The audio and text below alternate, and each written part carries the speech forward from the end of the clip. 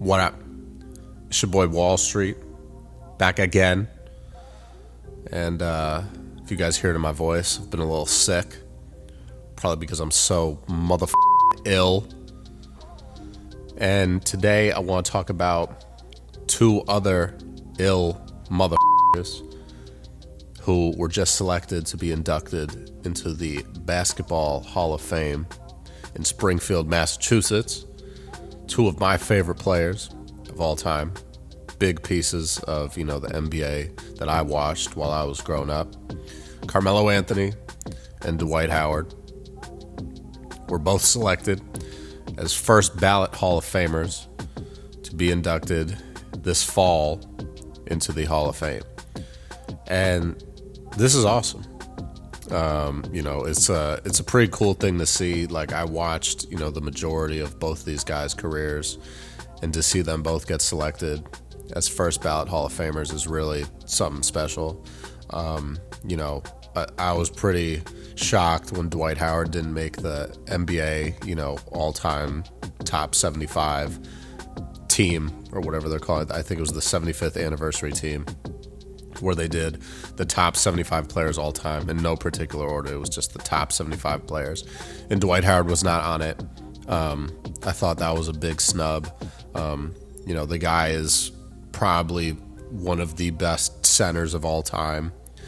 And it's pretty undeniable of how great he was, especially at the early stages of his career, how quickly he was so good. But let's talk about Dwight first, since we're on the topic. Dwight Howard obviously came straight out of high school. Grew up in Georgia, came straight out of high school, got drafted first overall in the 2004 NBA draft by the Orlando Magic. He went to Southwest Atlanta Christian Academy in Atlanta, 6'10", 265-pound center. And he's about to turn 40 this winter. His last year in the NBA was with the Lakers. He had that second stint with the Lakers. He was obviously on the Lakers championship team when they won in the bubble in 2020.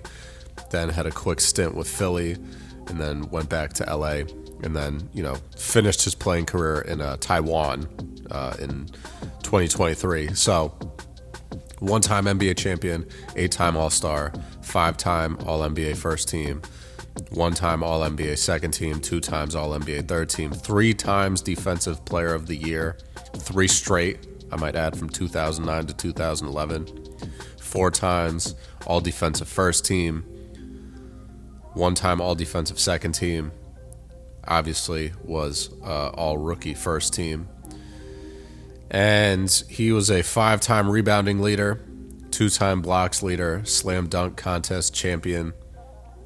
The list just goes all on and on. He was the McDonald's All-America Game co-MVP, Mr. Georgia Basketball, Naismith Prep Player of the Year in 2004. Like, the guy's accolades are just amazing, right?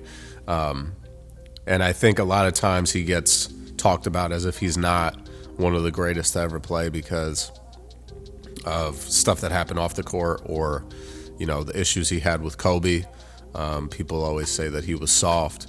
He didn't really care about winning. The way he, kind of exited his tenure with the Orlando Magic was questionable for a lot of people. The issues he had with Stan Van Gundy. And, I think despite all that stuff, you have to show love to one of these players that's just, his greatness is undeniable.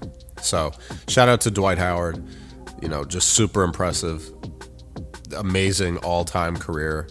He's, 10th overall in rebounds in NBA history, sitting just under 15,000 rebounds. And, he's a great player for young kids to look up to. Obviously, the game's changed a little bit. I think Dwight Howard is just the prototypical, really athletic defensive big that you make in like 2K, who just blocks a ton of shots, gets a ton of rebounds, gets a ton of putback dunks, things like that. He's a real fun player to watch. And I hope we see more players like that. I think Jalen Duren reminds me a lot of Dwight Howard. There's a couple other players in the league, but Jalen Duren's definitely the one that reminds me the most of Dwight Howard right now. But let's talk about Carmelo Anthony, since we just gave Dwight his flowers. Carmelo Anthony, despite never being an NBA champion, also just has a extensive list of accolades. He's a 10-time NBA All-Star, 2-time All-NBA second team, 4-time All-NBA third team, was the NBA scoring champ in 2013. And, he was actually a member of the NBA 75th anniversary team, the top 75, was the NCAA champion in 2003 with Syracuse, was the Final Four most outstanding player for Syracuse in that tournament. His numbers obviously retired by Syracuse. Number 15 was a McDonald's All-American in 2002. List just goes on and on. And he is the 10th overall leading scorer all-time in NBA history. He's right in front of James Harden by about 700 points. So James Harden will probably pass him. But Carmelo is just something else, man. Watching Knicks games when Carmelo Anthony was on the Knicks, just an incredible experience. I'm not a Knicks fan, but I watched so many Knicks games simply because of Carmelo Anthony. The way that this dude could just score in a hurry was incredible. And when it was Carmelo Anthony and J.R. Smith, the pairing of just the incredible pace at which they could score was insane to watch.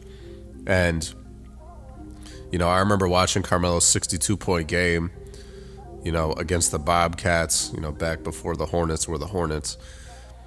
And just seeing, just seeing MSG just erupt is just, the guy is all time. He's just truly all time. That year in 2013, that season 2013 when he averaged nearly 29 points a game. Just incredible. He's one of the best scorers all time. Just his array of moves is just insane. The jabs, the fakes, all that, and he put incredible pressure on the rim too. He wasn't a one-dimensional scorer. He could score at all three levels. Just an incredible player to watch. It's just crazy. And, he's got his son now, Kiyan Anthony, who's probably, hopefully going to be a NBA prospect here soon. And, what can I say, man? These two guys, Carmelo and Dwight, just incredible players. And, I was pretty sad when Carmelo retired because I was not ready to stop seeing his jab fakes and his pump fakes in the league. He's just a super fun player to watch. Dwight too, like I said. So just wanted to get on here and talk to you guys about, these players getting inducted into the Hall of Fame, and shout out to everyone else that's part of this Hall of Fame class. But these two guys, for me, man, is just super cool to see them get inducted. I'm looking forward to seeing their Hall of Fame speeches once we get closer. I think it's going to be in September, like I said. So super excited. It's going to be awesome. But let me know what you guys think, man. Do you think both of them deserve to be first ballot Hall of Famers? I want to know your thoughts, so please leave some comments down below. And as usual, I'm going to check you later. Stay safe, stay up, stay humble, and handle business and stand on business. Peace out.